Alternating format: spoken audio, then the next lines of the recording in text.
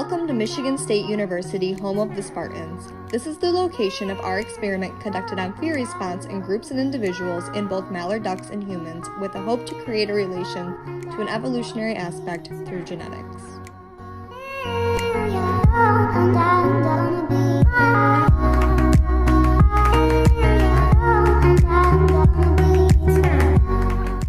To test our hypothesis, we set up a playback experiment where we hid a JBL Charge 3 speaker away from both our human and duck subjects and played one of our pre-selected threat or control audio playback noises. We then observed our subject's reaction, or absence of a reaction, to the playback, and then took note of the kind of reaction they had, the time of day, and the sample size being tested. We then categorized our data into whether each reaction was fear-evoked or not.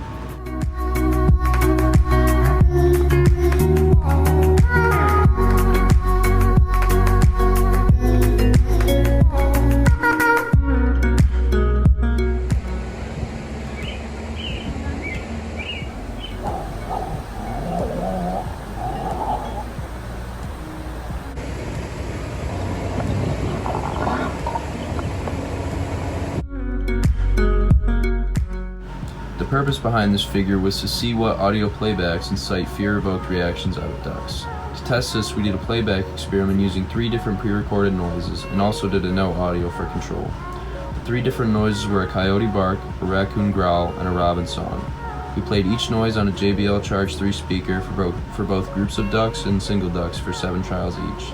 The results show that ducks on average showed fear-based reactions to the raccoon noise the most, and some for the coyote, but it was mostly acknowledgement.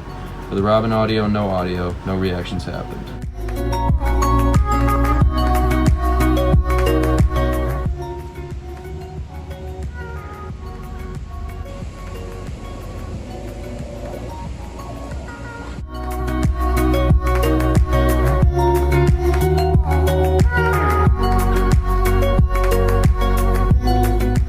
The purpose of this figure is to illustrate the predicted results of coyote and raccoon auditory playback from research done by Laura Harrison, Huey Ahn, and Ralph Adolphs, and the known results of adding no auditory stimuli in robin audio playback trials ran by us.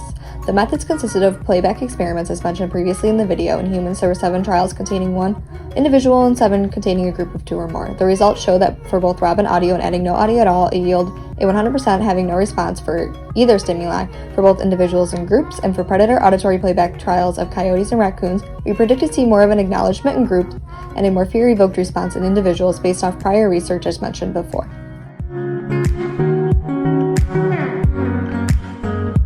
In order to connect our research to a genetic factor, we use the phenylethylamine N-methyltransferase, or PNMT, encoding gene, which is in charge of starting the production of epinephrine, or commonly known to be adrenaline. This gene is found on humans in chromosome 17, and we conducted a PCR test in order to find out whether this gene is also found in mallard ducks. In order to complete the PCR, we used an enzyme derived from a bacteria called Thermus aquaticus to separate the DNA, and we used a process called thermal cycling in order to control the temperature. We also provided 2 DNA primer attachments to carry out the PCR, and Taq polymerase was used to aid in the replication. The DNA was collected from a human saliva sample through a cheek swab test, and a DNA duck sample was acquired from the MSU Museum. The resulting PCR product was analyzed using an agarose gel electrophoresis in order to identify the base pair number of the PNMT encoding gene in both of the specimens. Our predicted gel after PCR amplification and gel electrophoresis. To determine if humans and mallard ducks shared the PNMT encoding gene, DNA was purified from mallard ducks and human tissue samples. If PNMT, which is known to be in humans, is also in mallard ducks, we should see a single band in both the human and mallard duck columns, lining up with 2,495 base pairs in the latter column. Because we will be using primers only known to work for PNMT in humans, not seeing a band in the mallard column doesn't necessarily mean that PNMT isn't in mallard ducks.